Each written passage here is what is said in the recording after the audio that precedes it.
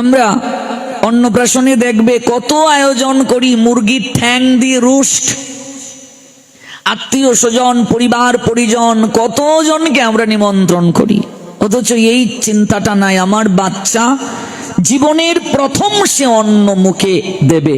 কি করে ভগবানের প্রসাদ ব্যতীত সেটা হতে পারে?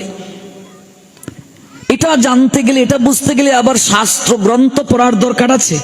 এটা তো বিবেককে প্রশ্ন করলেই বোঝা যায়। এটা জানতে গেলে আবার গ্রন্থ পড়তে হয়, এটা জানতে গেলে ধর্ম চর্চা করতে হয়।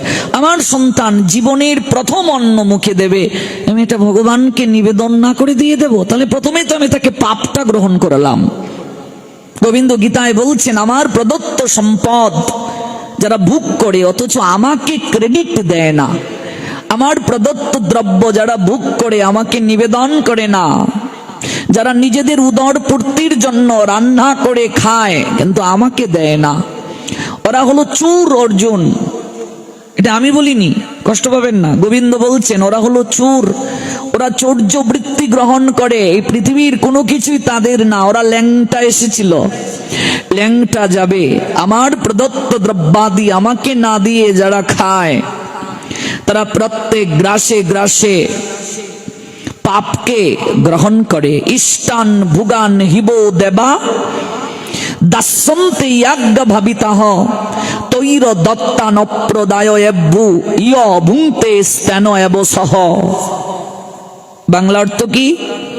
যজ্ঞের ফলে সন্তুষ্ট হয়ে দেবতারা তোমাদের বাঞ্ছিত ভোগ্য বস্তু প্রদান করবেন, কিন্তু দেবতাদের প্রদত্ত বস্তু তাদের নিবেদন না করে যে ভোগ করে সে হলো চোর।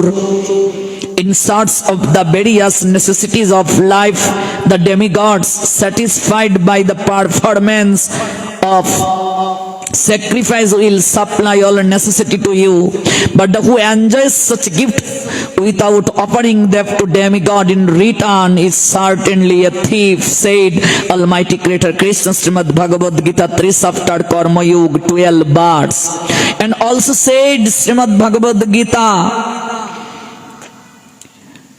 Chapter 3 verse 13, oh my dear devotee Arjun, please listen attentive what I say. The devotees of the Lord are released from all kinds of sins because they eat food which is offered first for sacrifice. Others who prepare food for personal sense enjoyment very rarely eat only sense. যারা ভগবানের প্রদত্ত দ্রব্যাদি ভগবানকে না দিয়ে খায়, who prepare food for personal sense enjoyment very rarely eat only sin. sin মানে পাপ। নিজেদের ইন্দ্রিয় তৃপ্তির জন্য যারা রান্না করে খায় ওরা কেবল পাপকেই ভোজন করে। তাহলে আমি আমার সন্তানের মুখে প্রথম ভাত দেব, অন্ন দেব, আমি এটা ভগবানকে অফার না করে কি করে দিতে পারি? আজকাল চারিদিকে অন্নপ্রাশনে দেখবে কত আইটেম রান্না করছে, অথচ ভগবানকে কেবল ফলমূল, ভগবানকে নিবেদন করা হচ্ছে না। তার মানে সর্বপ্রথম আমি আমার সন্তানকে পাপ গ্রহণ করিয়ে তার জীবনটা শুরু করলাম। সর্বপ্রথম তার মুখে আমি পাপ ভক্ষণ করিয়ে দিলাম। এই জন্য মনে রাখবে, অন্নপ্রাশন, সন্তানের মুখে প্রথম ভাত, এই যে অনুষ্ঠানটা, এটিও এক প্রকার যজ্ঞ। আপনি আপনার জীবনে প্রথম অন্ন গ্রহণ করাচ্ছেন, যে অন্ন ভগবান কৃপা করে আমাকে আপনাকে দিলেন, আপনি তাকে দেবেন না। এই যে আজকে তো আইটেম রান্না হলো, ভগবানকে নিবেদন করা হলো, প্রসাদ হলো, তারপর ময়নার মুখে তুলে দেয়া হলো। সে কৃষ্ণ প্রসাদ গ্রহণের মাধ্যমে তার জীবনটা শুরু করলো। কত কৃপা তার, ভাবুন। এই কৃপাটা তো সবার ভাগ্যে হয় না। এটি কি বলে? ধর্ম অনুষ্ঠান। মানে আপনি আপনার সকল কর্ম, গীতায় গোবিন্দ বলছেন, আপনি আপনার সকল কর্ম ধর্মকে অবলম্বন করে করুন। আপনি ব্যবসা একটা উদ্বোধন করবেন, আপনি ধর্মীয় অনুষ্ঠানটা করে তারপর উদ্বোধন করুন। আপনি যত কার্যই করবেন ধর্মকে অবলম্বন করে করতে হবে। এই জন্য গীতার প্রথম শ্লোকটা দেখবেন, ধর্মক্ষেত্রে কুরুক্ষেত্রে সমবেতা ইউৎসবঃ মামকা পাণ্ডবাশ্চৈব কিম কুবর্ত সঞ্জয়। সর্বপ্রথম শ্লোকটাই ধর্মকে কেন্দ্র করে শ্লোকটা। প্রথম শ্লোকের প্রথম শব্দটাই ধর্মক্ষেত্রে। প্রথম শব্দটা কি? ধর্মক্ষেত্রে। ধর্মটা হলো পূর্বে। গীতা শুরু হলো ধর্ম দিয়ে, গীতা শেষ হলো ধর্ম দিয়ে। শুরু ধর্ম দিয়ে, শেষ ধর্ম দিয়ে। অর্থাৎ ধর্মকে অবলম্বন করে যে চলবে তারই এই সংসার কুরুক্ষেত্রে জয় হবে। সঞ্জয় অষ্টাদশ অধ্যায়ে উপসংহার দিয়ে দিলেন যুদ্ধের। ধৃতরাষ্ট্রকে বলছেন, মহারাজ, যেখানে পার্থ ধনুর্ধারী আছে, অর্থাৎ ভক্ত যেখানে আছে, সেখানে বাসুদেব শ্রীকৃষ্ণ থাকবেন। অর্থাৎ ধর্মের পক্ষেই ভগবান থাকেন, অধর্মের পক্ষে ভগবান থাকেন না। যেখানে বাসুদেব শ্রীকৃষ্ণ আছেন, পার্থ ধনুর্ধর আছে, ধর্ম যে পক্ষে আছে সেই পক্ষটাই জয় লাভ করবে, সেই পক্ষেই শ্রী লাভ হবে, সেই পক্ষেই যশ প্রাপ্তি হবে। আপনি সংসার কুরুক্ষেত্রটা কেমন করে জয় করবেন? এখানে আপনি আমি যোদ্ধা। এখানে ধর্মকে অবলম্বন করে আপনার আমার জীবন শুরু করতে হবে। আপনি ব্যবসা করবেন, সেটাও ধর্মকে অবলম্বন করে। সংসার করবেন ধর্মকে অবলম্বন করে। চাকুরি করবেন ধর্মকে অবলম্বন করে। ধর্মকে যে বাদ দিয়েছে, ধর্ম বর্জন করে পৃথিবীতে যত ক্ষমতাধর লোকে থাকুক না কেন, সে কোনোদিন টিকতে পারবে না। ধর্ম কেবল এই ড্রেসটার মাঝে সীমাবদ্ধ নয়, ধর্ম কেবল এই তিলকের মাঝে সীমাবদ্ধ নয়, ধর্ম কেবল কণ্ঠিমালার মাঝে সীমাবদ্ধ নয়। এগুলো হলো একটা বিশেষ বসন।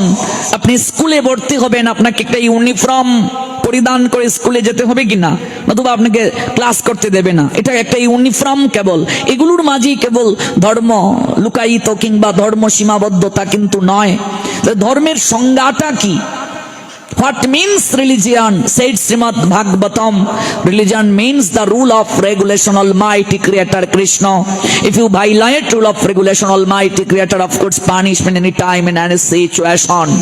আপনি গাড়ি চালাবেন, আপনাকে একটা ট্রাফিক আইন মেনে চলতে হবে কিনা? আপনি কাউরাইত গ্রামে বাস করবেন, গ্রামের একটা নিয়ম সমাজের একটা বিধান আপনাকে মেনে চলতে হবে কিনা? আপনি আপনার মতো করে যদি চলেন, সমাজ আপনাকে একঘরে করার ক্ষমতা রাখে কিনা? আপনি রাষ্ট্রে বাস করবেন, রাষ্ট্রের আইন আপনাকে মানতে হবে, নতুবা রাষ্ট্রদ্রোহীর অপরাধে আপনার শাস্তি বিধান হবে। তেমনি ভাবে ভগবানের আইনকে যে অমান্য করে তাকেও শাস্তি পেতে হয়। ধর্ম তাহলে কাকে বলে? ধর্ম হলো ধারণ করা। কি ধারণ করবেন? ভগবানের আইনকে ধারণ করার নাম ধর্ম।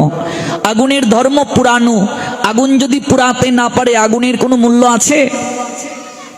জলের ধর্ম হলো পিপাসা মেটানো। জল যদি পিপাসা মেটাতে ব্যর্থ হয়, জল যদি দূষিত হয়ে যায়, অপেয় হয়ে যায়, জলের কোনো মূল্য আছে? সর্পের ধর্ম হচ্ছে দংশন করা। বিষ হলো তার শক্তি। যে সর্পের বিষ নাই, সেই সাপটার কোনো মূল্য নাই। ধুরা সাপ চিনো মা? এটাকে কেউ ভয় পায়? জাতি সাপের যদি বাচ্চা দেখে দৌড়ে পালায়। অর্থাৎ সাপের মূল ধর্মটা হলো দংশন করা। যে সাপ দংশন করতে পারে না, ওই সাপটার মূল্য নাই। একটা ফ্যানের ধর্ম ঘুরে ঘুরে বাতাস দেওয়া। ফ্যান যদি ঘুরতে না পারে, ওই ফ্যানটার মূল্য নাই। ফ্যানটাকে খুলে আমরা নতুন আরেকটা ফ্যান সেট করি। তাহলে আগুন পুরাতে না পারলে আগুনের মূল্য নেই। জল পিপাসা মেটাতে না পারলে জলের মূল্য নাই। জল যদি ধর্ম থেকে সরে যায়, জলের মূল্য নেই। অগ্নি তার ধর্ম থেকে সরে গেলে অগ্নির মূল্য নাই। সর্প তার ধর্ম থেকে সরে গেলে সর্পের মূল্য নাই। তো মানুষ যদি তার ধর্ম থেকে সরে যায়, তাহলে মানুষের কি করে মূল্য থাকতে পারে? এই জন্য বলছেন ধর্মহীনা জীবন পশুর জীবন। ধর্ম মানুষকে একটা ডিসিপ্লিন দান করে, ধর্ম মানুষকে একটা পাংচুয়ালিটি দান করে, ধর্ম মানুষকে একটা সুশৃঙ্খল জীবন যাপন অফার করে, ধর্ম মানুষের চিন্তা চেতনায় আমূল পরিবর্তন আনে, ধর্ম মানুষকে পরিপাটি করে, ধর্ম মানুষের মননশীলতাকে বাড়িয়ে দেয়, মহানুভবতা মানবতার মন্ত্রে দীক্ষিত করে। একমাত্র ধর্ম প্রতিপালনকারীরাই সভ্য। গবেষণায় দেখা গিয়েছে, যারা ধর্ম প্রতিপালন করে তারাই সভ্য, তারাই শৃঙ্খল, বাকিরা হলো উশৃঙ্খল। এই জন্য ধর্মকে যে অবলম্বন করে চলবে, ধার্মিক যে ধর্মই তাকে রক্ষা করবে, ধর্মই ধার্মিককে রক্ষা করে। ধর্ম আপনাকে সতত রক্ষা করবে।